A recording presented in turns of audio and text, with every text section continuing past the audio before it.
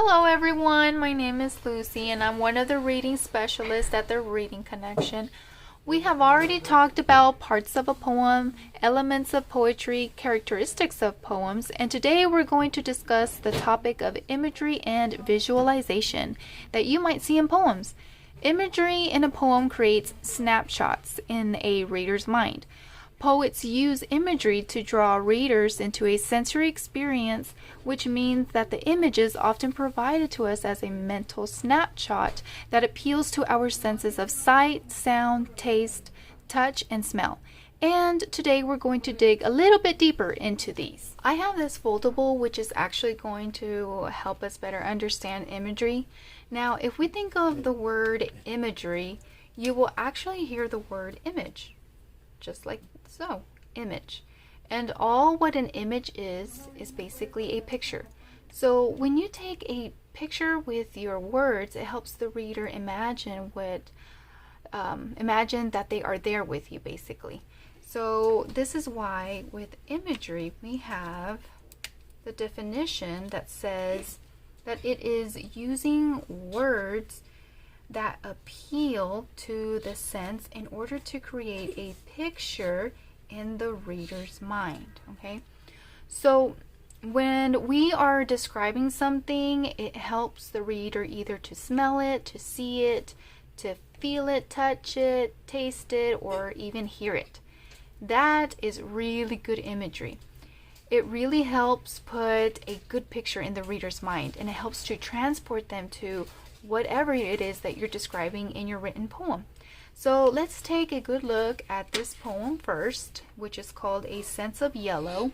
So we're going to go ahead and read it, and we're going to look for some examples. A sense of yellow. It's the warmth of sunshine as it tingles on my skin. It's the icy lemonade that I eagerly drink in. It's the scent of buttercups carried gently on the breeze. It's the sweetest honeycomb and the quiet buzz of bees. It's the sour lemon drop that melts upon my lips. It's the taste of summer rain, and I gulp down greedy sips. It's salty air that's blowing over castles on the beach. It is the tiny sailboats far away and out of reach. Yellow's more than a feeling. It's something real and true. It is the warmth of friendship that I feel when I'm with you. Let's look for some examples of imagery. We're going to take a look at the sense of smell, okay? And we're going to use our yellow highlighter for this one. Just like we've been doing with all of my other videos, I always like to color code things. Okay, so with this one here, it's basically anything that is being described as something that we can smell, okay, and we're gonna find some in the poem. So if we open it up, we can see that there's an example right here, and this one says scent. It's the scent of buttercups. Buttercup is a type of flower, and sometimes we can smell the sweet scent of flower because it is being blown to us by a breeze. So it is the appealing, okay, so it's appealing to our sense of smell, and we can imagine it being carried gently on the breeze towards us. Now, we do have another example down here, and it says it's salty air that's blowing. Okay, now it seems like we would not be able to smell salt, but when you go to the ocean, you do get a different scent. It's like this salty, fresh, clean scent in the air. It is a little hard to pick up or pick out the sense of smell because most things could be referring to the sense of taste, but here it's actually good two examples because this one up here is talking about a scent, and then this one down here is talking about something that's in the air that you wouldn't be able to taste. Now, if it was talking about salt water and you were swimming but somehow it got into your mouth, that would be referring to the sense of taste. But these two are basically about the senses of smell, since it's in the air. Now the next one we're going to be talking about is our sense of sight, okay? And This one is going to be in a blue color here. And with this one, this is going to be any words that are describing what something looks like. So any good adjectives that describe the color, the shape, or the size of something. Those are good, and they're going to be appealing to our sense of sight because we can actually get a good picture of it in our head. So in our poem, I actually saw a good one right here, where on this line it says, over castles on the beach. Okay, I can actually imagine a picture of these sand castles all over the beach. So I'm not just picturing something completely blank, okay, a blank beach where it's just empty. I'm picturing it with big sand castles. And then I also get a sense of sight right here where it says tiny sailboats. Okay, so now I don't think of sailboats are technically tiny, but if I was at the beach and if I was looking out, way out there in the distance, those sailboats sailing out there in the ocean would look very, very tiny to me. And so this gives me a good picture now, being on the beach with the sand castles around me, looking out and seeing these tiny sailboats. And then it is actually being described a little bit further by saying far away and out of reach. Okay, so I can just picture them way out there in the ocean, very, very, very small. Maybe even making me think, oh man, I wish I was in one of those boats. It looks like so much fun. That is appealing to my sense of sight because I automatically could picture it in my head what that would look like if I was out there. Okay, now the next one is going to be our sense of touch, and we're using our orange marker to color code this one.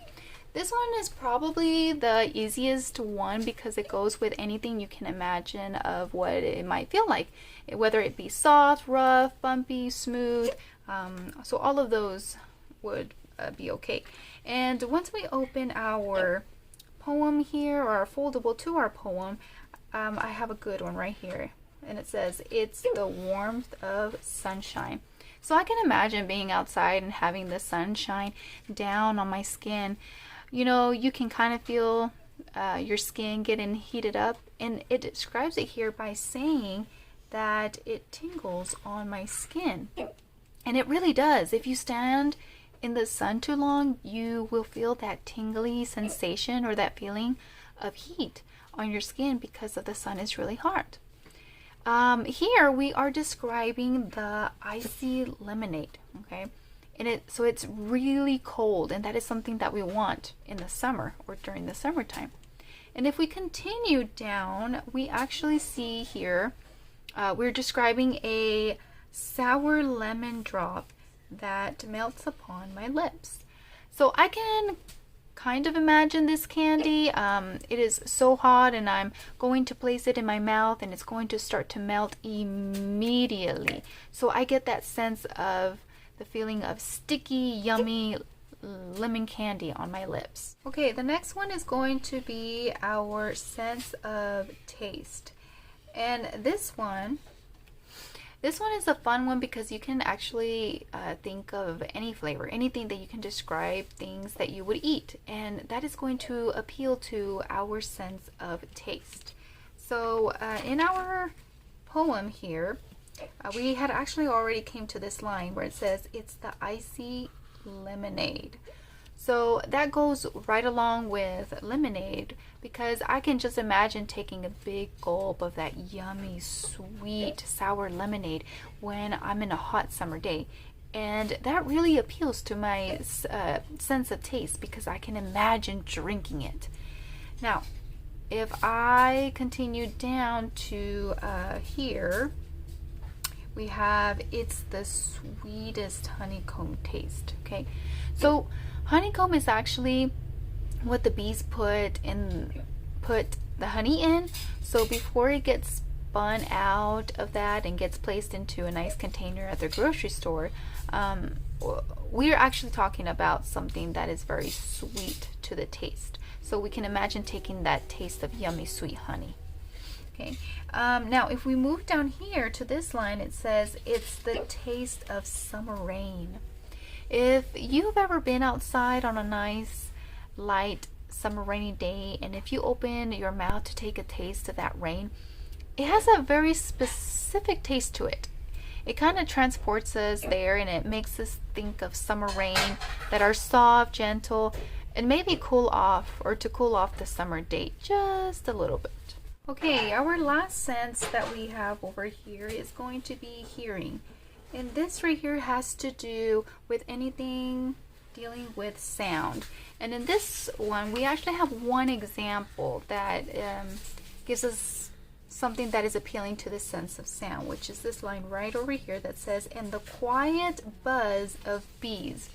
And the word buzz is actually an example of onomatopoeia, because the word buzz sounds like the sound that bees actually make. It sounds like the sound it is describing. As soon as we read this line, we can imagine hearing buzzing sounds from nearby place. The very last one that we have is called feelings, and we're going to use our red marker here. And with this one here, technically feelings is not one of our 5 senses. We have only 5 senses, which is the smell, sight, touch, taste, and hearing. This is just feelings. Now, don't get confused with the sense of touch and emotions, okay? Touch is when you can actually physically touch it and feel what it actually feels like. Feelings here is referring to an emotion, the way something makes us feel, either sad, happy, and our examples are actually going to be located on the very last stanza here.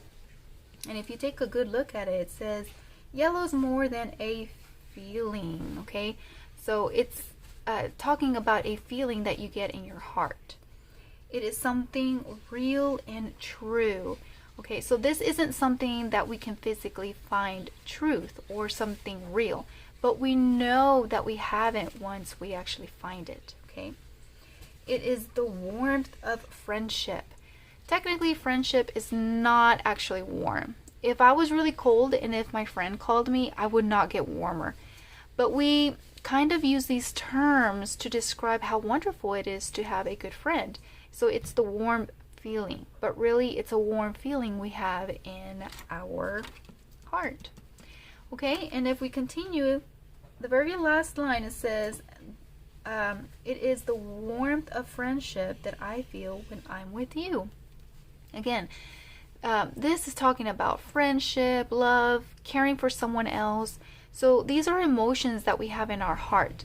It is a little harder to recognize the feelings than to recognize the other ones that we have been talking about here, because these are basically straightforward. This one here just requires you to look a little bit more deeper. All right, we all did a great job learning about imagery with this foldable. So just remember, when you are reading your next poem, you're going to be using your senses to try and find those things that the author is using to help you feel like you are really there. Thanks so much for joining me today as we learned about imagery and or visualization that you might see in poems. See you next time, readers and writers.